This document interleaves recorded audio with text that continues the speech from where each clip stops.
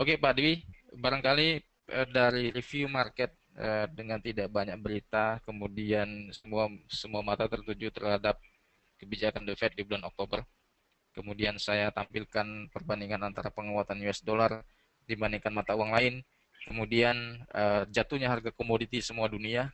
Namun kita saat mengakses harga komoditi itu malah terasa lebih mahal dibandingkan kenyataan harga bursa.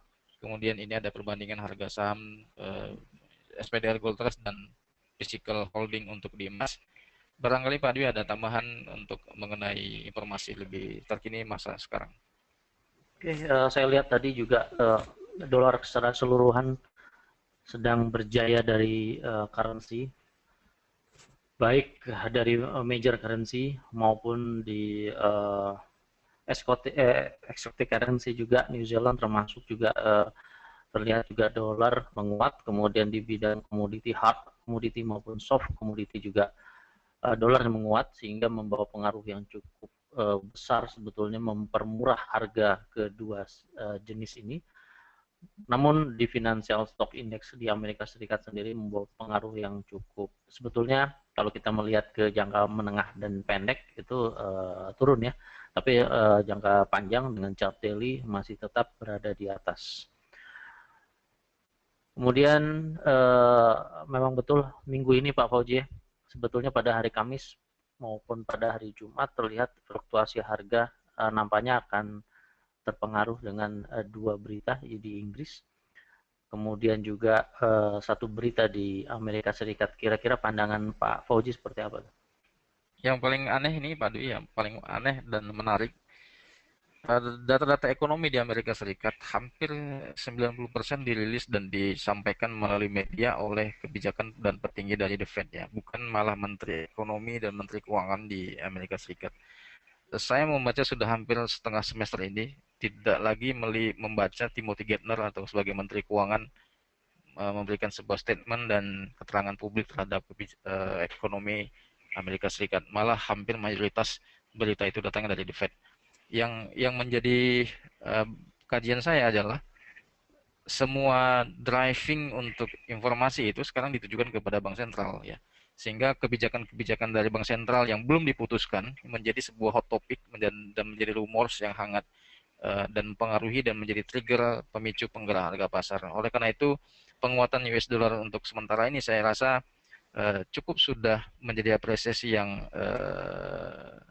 sudah cukup lah dari ambang situasi yang terjadi sekarang ini, ditambah dengan pelemahan harga komoditas, kemudian terjadinya ketegangan di uh, wilayah Timur Tengah, kemudian Skotlandia ditambah lagi, ada sebuah opini publik yang diarahkan ke sana untuk kita membaca situasi apa yang sebenarnya terjadi. Nah, kalau saya melihat yang terjadi adalah adanya sebuah arah direction untuk beberapa spekulator dan fund manager internasional untuk menumpuk futures komoditi dan terutama di pertanian dan di pertambangan. Ini yang saya lihat Pak Dwi. Karena eskalasi politik dan lain sebagainya akan menyebabkan ini satu masa akan menjadi primadona topik yang menjadi kajian bahasan semua analis. Terasa oleh kita sekarang pun untuk di Indonesia akses untuk ke komoditi itu masih sangat terasa sekali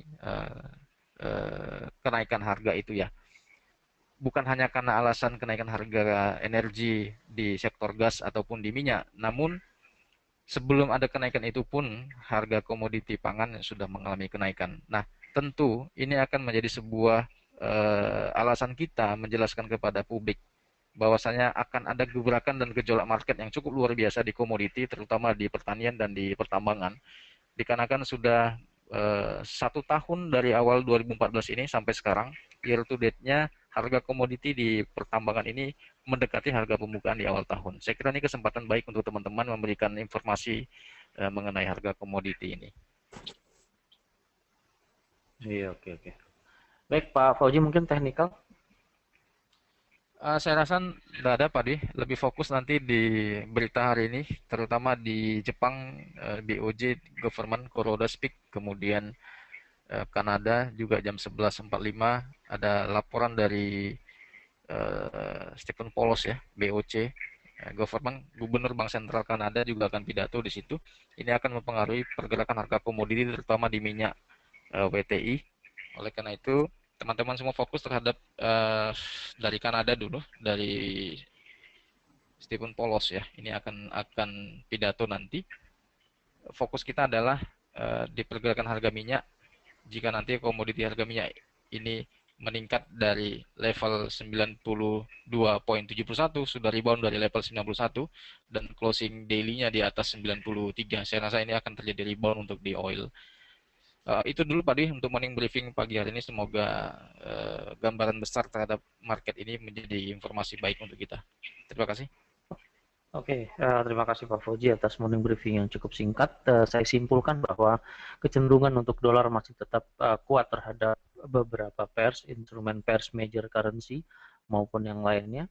Kemudian juga dari sisi komoditi membawa pengaruh turunnya harga hard komoditi maupun soft komoditi. Kemudian dari sisi financial stock index secara menengah terjadi koreksi, namun jangka panjang masih dalam tren yang cukup menanjak ya, tren up.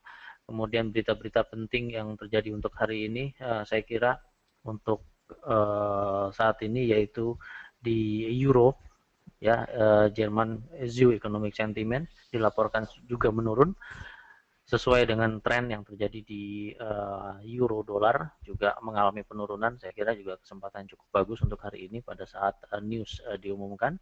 Kemudian juga yang tidak kalah pentingnya adalah data dari Kanada, yaitu manufacturing sales month to month juga diumumkan penguatan di Kanada.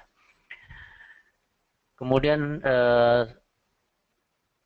demikian morning briefing kali ini, mudah-mudahan seluruh informasi dapat berguna bagi kita semua. Kemudian fokus pasar juga masih menjadi pantauan kita untuk hari ini.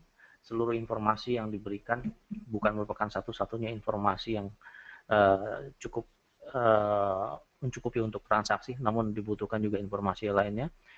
Kemudian seluruh data yang dikemukakan berasal dari data yang dapat dipercaya. Terima kasih morning briefing kali ini. Saya ucapkan selamat bekerja.